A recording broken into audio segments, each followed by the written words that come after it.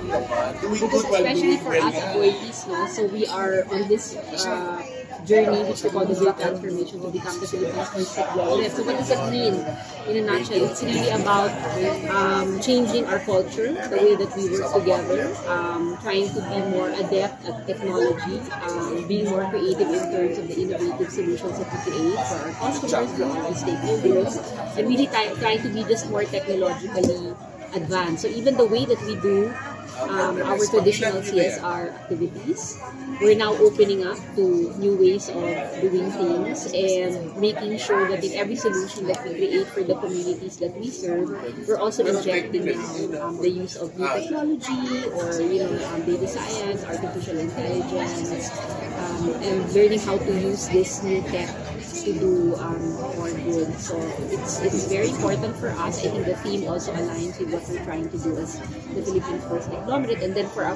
foundation as well in the transformation. For Manila Water Foundation, our core advocacy is on integrated water access, sanitation, and hygiene in the environment. So as we know, in our society right now, we have multiple complex issues and concerns. And it would require multi-pronged approaches, multi-sectoral consultations.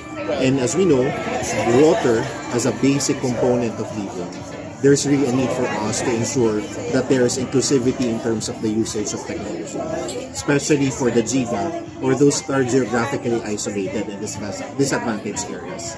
This is why, even from the expertise of our parent entity, which is the Manila Water Company, we also try to adopt the new technologies, the new approaches in providing and ensuring that the communities that are far-flung will be able to be provided with water access systems and even sanitation systems.